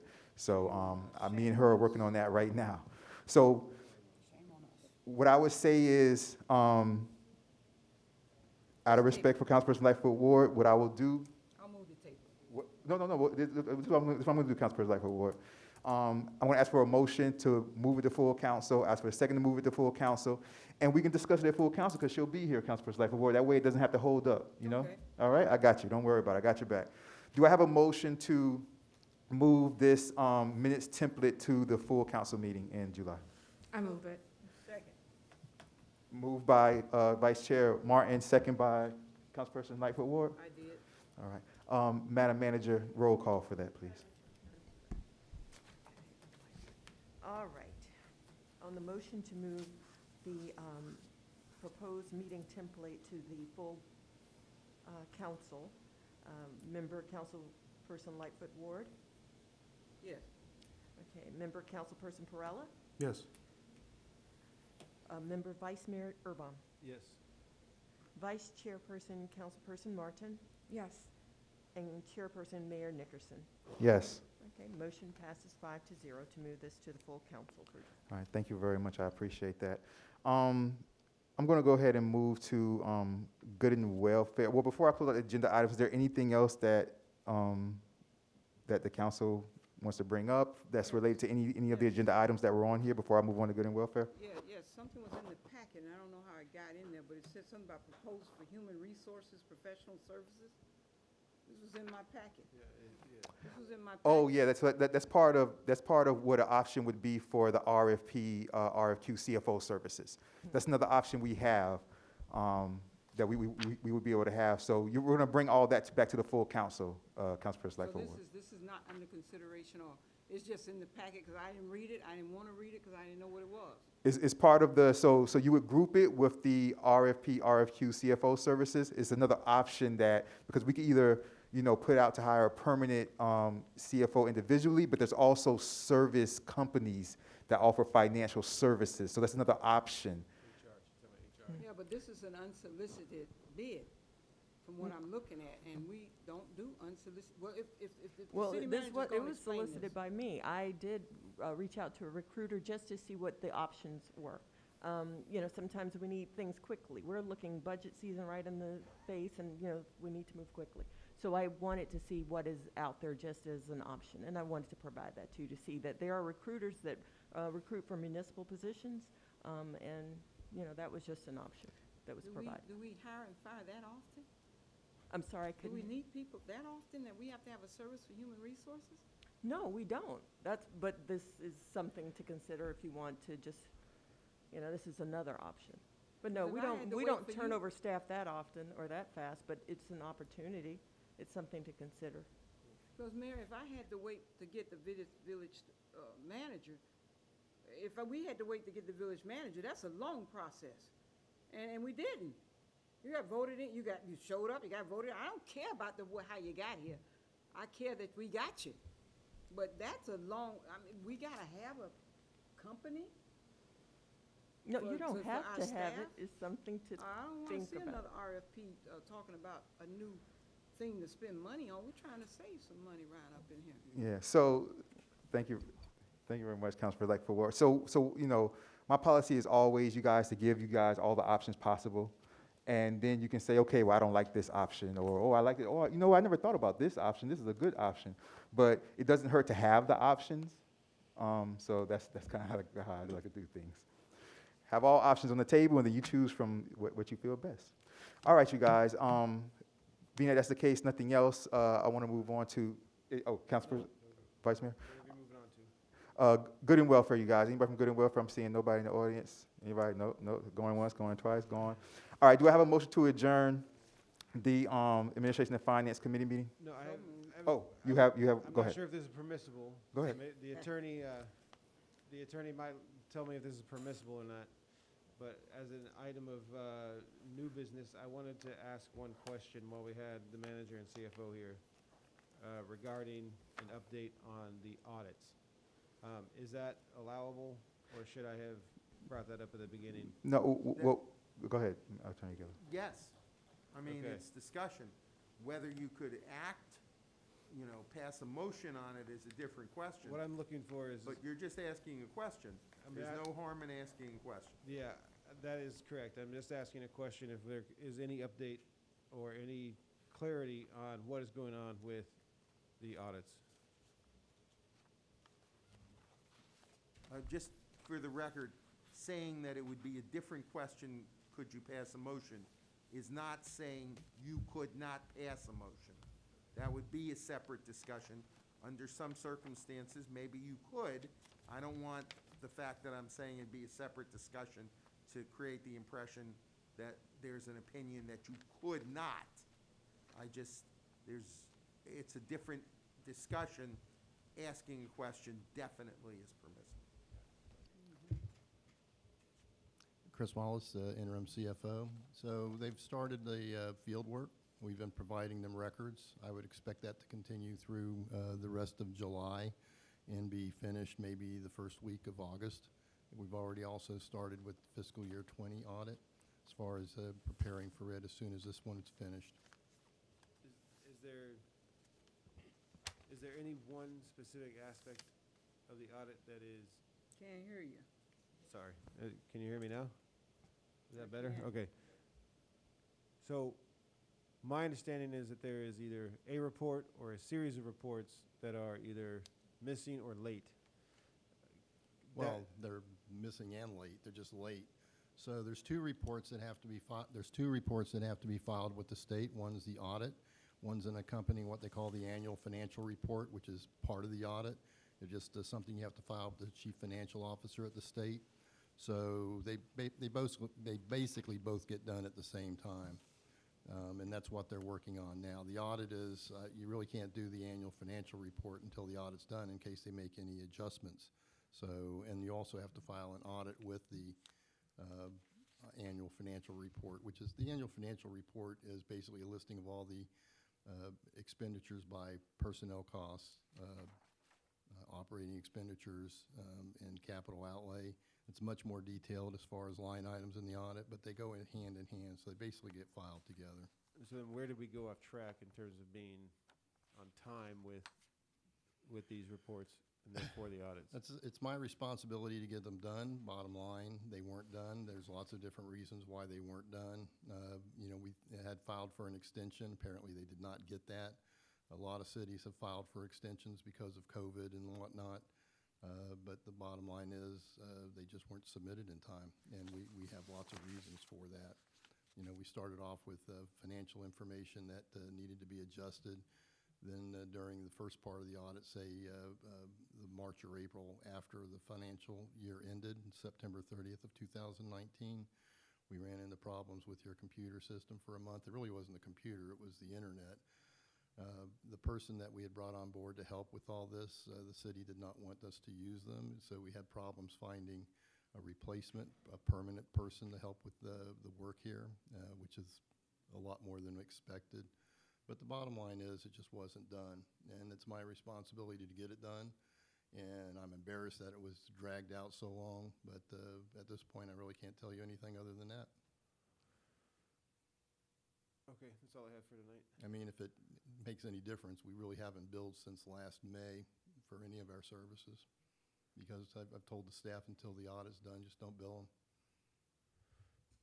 Okay, that doesn't make me feel Well, no, better I know it necessarily. doesn't help, but, we aren't billing you for any of the services at this point in time, and I don't know that we will. So then, with the delay of these audits, we've lost out on funding, is my understanding, through one program. Are we at risk, for example, the $300,000 we were awarded for the traffic calming on the west side? Are we at risk of not being awarded that because we're behind on audits? My understanding with the JLAC committee person is that we've been taken off that list, but I will confirm that for you tomorrow. Okay. And the attorney has raised his hand on that. We don't have a, It's my understanding that the JLAC committee, the Joint Legislative Auditing Committee, has the authority to take action, but my understanding is they've taken no adverse action of any kind against the village of El Portal. They have granted, my understanding is, another extension while the audit is ongoing.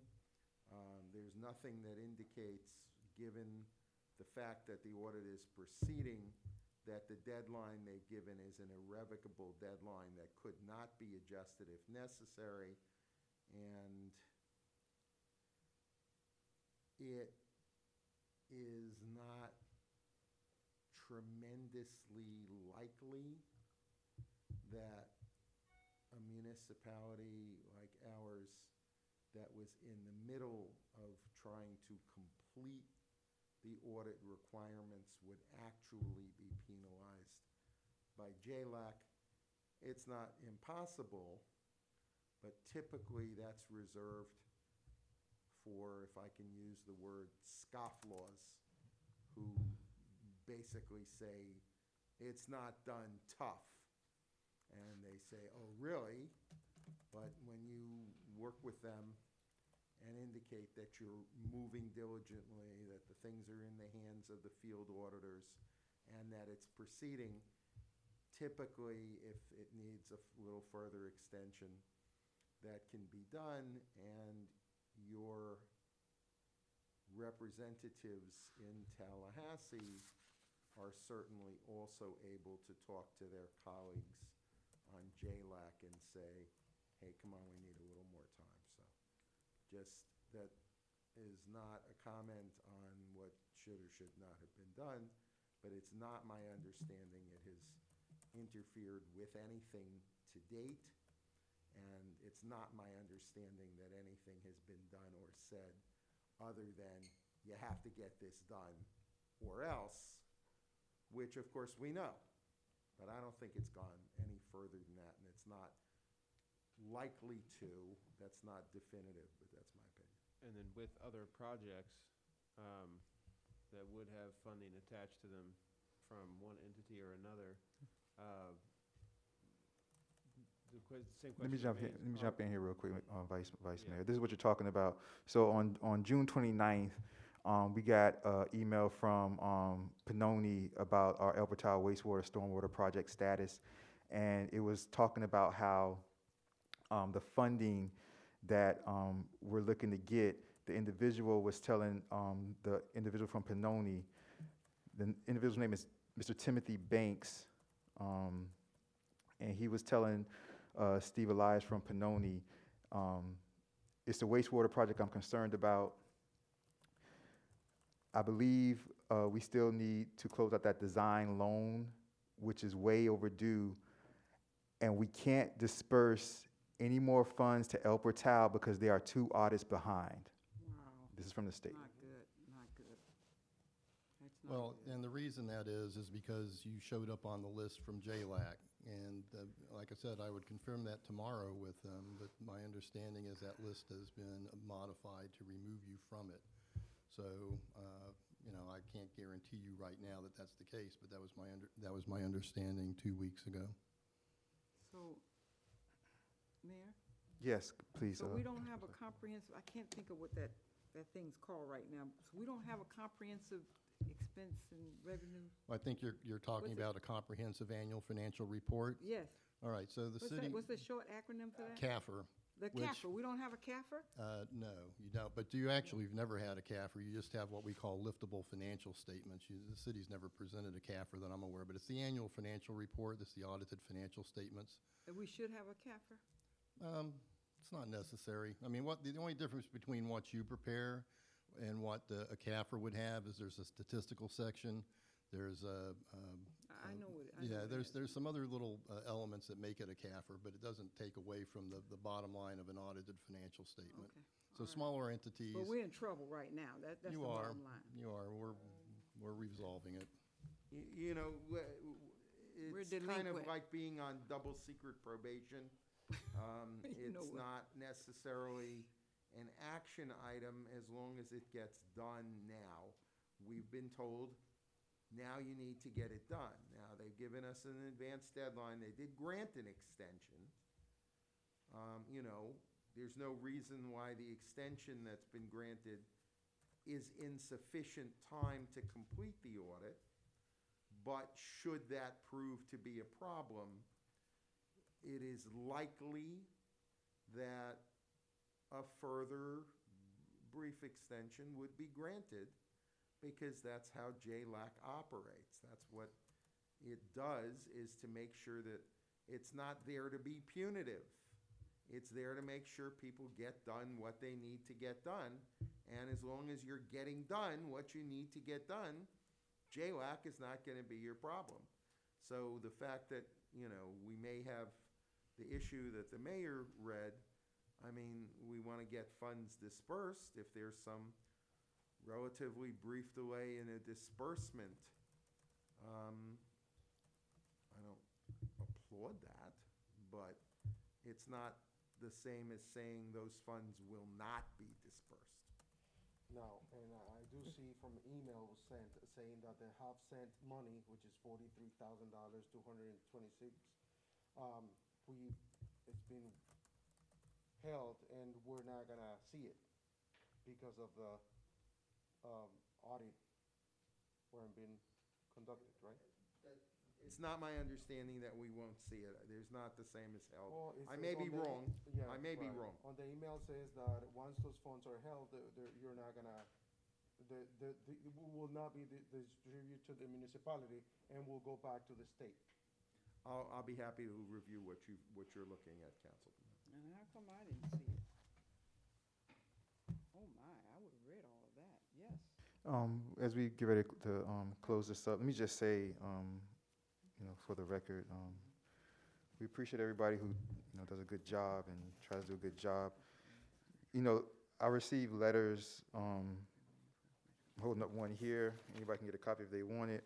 On February 15th, April 14th, and June 29th, saying the exact same thing. And what's even more embarrassing about, getting these letters is this sheet here that shows all the municipalities that are way behind, Delinquent. way delinquent. And out of Miami-Dade County, the village of El Portal is the only one here. That is It's a shame. embarrassing. Embarrassing. There's 5 places on here. One is some place called Gadsden County. There's Levy County, Pasco County, Miami-Dade County. The village of El Portal is the only one on here. And I have to get these letters all the time. A little village that has less than $3 million in a budget in one department. It's just not acceptable for the administration not to prioritize on this. I'm very disappointed. If there's anything else from the council before I go to Good and Welfare? Remind me when the next time the Admin and Finance Committee meets?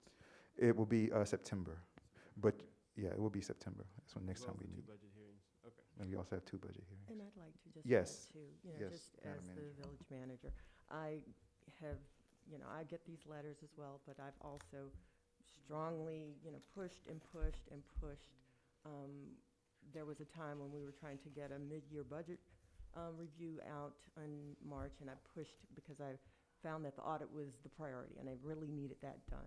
So it is an embarrassment, and believe me, it does not make me happy to have this conversation, and I want us to show how good we've been and that we've been on track, and that will come, but we have to, move forward, and, Mr. Wallace can tell you, I am on him a lot about those, getting those numbers in, and talked to our grantees, the people who are giving these funds to us. I've been in communication with them and telling them, just give us a little more time.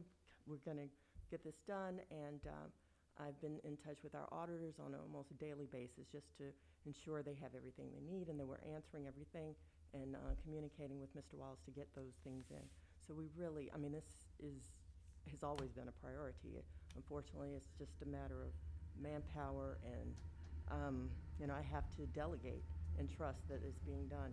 So I'll continue to keep you informed as we move forward, and I am truly embarrassed about the way this happened, and I will make every effort to ensure this never happens Mr. again. Mayor, if I could. Yes, Vice Chair. Madam Manager, will you communicate to us in any way affirmatively whether or not we are actually removed off that list once Attorney Geller confirms that we're no longer on the delinquent list? Absolutely. Because I would love to know that, and I'm sure everyone else would. Yes. And then number 2, CFO Wallace, do you have a date in your mind or set where this will be resolved, or you will be done, or is this something that's just you're completely uncertain of? Well, I can't speak for the auditors necessarily, but just from experience and knowing where we are and the information that they're now asking us for, since we provided them the initial batch of information, I would expect this to go into the first week of August at the latest. Okay. They're throwing some resources at it, so it's not terribly complicated. I don't think you have to deal with what we would call a single audit, because I guess there was one silver lining that also complicated the initial preparation was the FEMA money that was originally obligated and then taken back was originally booked as a revenue and receivable because it was expected to be received. But because of the accounting treatment that you have to afford that, really wasn't clear whether we would be able to book that or not, and we can't. So we had to back that out. And as you know, the FEMA stuff is still dragging out, but we did get some money this fiscal year. So for the fiscal year 20 audit, we'll be booking a receivable for the money that we received in fiscal year 21. Hopefully you'll get the rest of it because that's the big albatross hanging over your head. So we don't have to deal with the single audit, which requires a bit more work.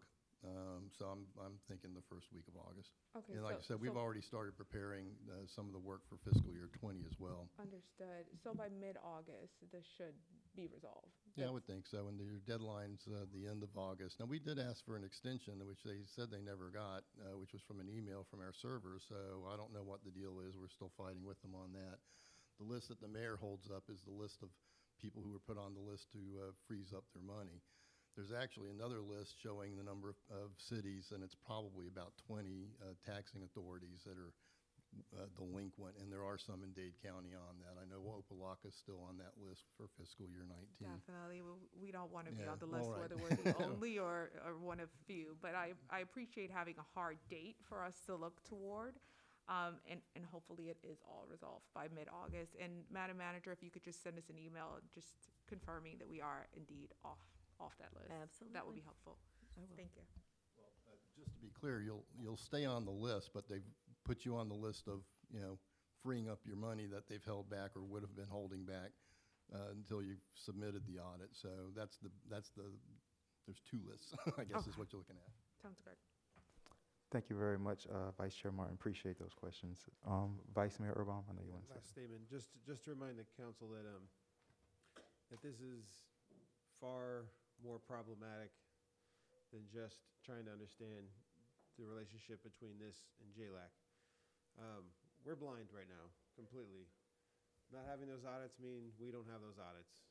We also missed a mid-year budget review because of the same exact scenario, and we are up pinched on a deadline for both budget hearings for the exact same scenario. And so this is a critical item, and the importance of it cannot be understated, and the council should expect absolutely clear answers when they are asking about this at future committee meetings. Thank you, Vice Mayor Urban. Appreciate it. Yes, Councilperson Lightfoot Ward.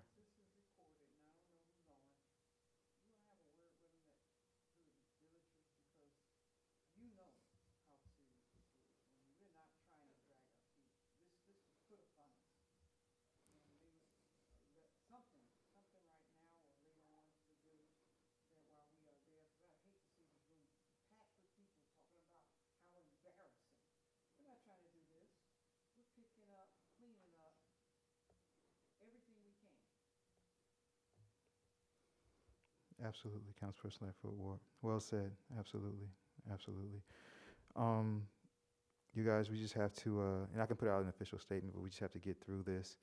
And Councilperson Lightfoot Ward, if you want to see this information, I think you said that you missed it in your email. It was sent on June 29th.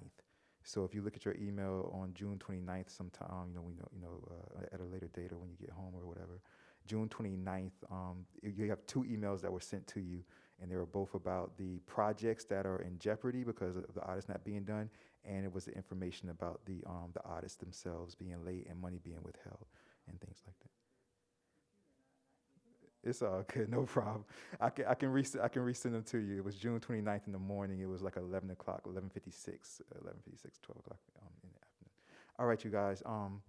Anything else before we move to good and welfare? No? All right, do I have or Good and Welfare, I did that, nobody was Good and Welfare. Do I have a motion to adjourn the Administration and Finance Committee meeting? Moved by Councilperson Lightfoot Ward, do I have a second? I'll second. Second by Vice Mayor Erbaum. All in favor say aye. Aye. All opposed say nay. Hearing no nays. The Administration and Finance Committee meeting for Tuesday, July 13, 2021 is adjourned at 10:18 p.m.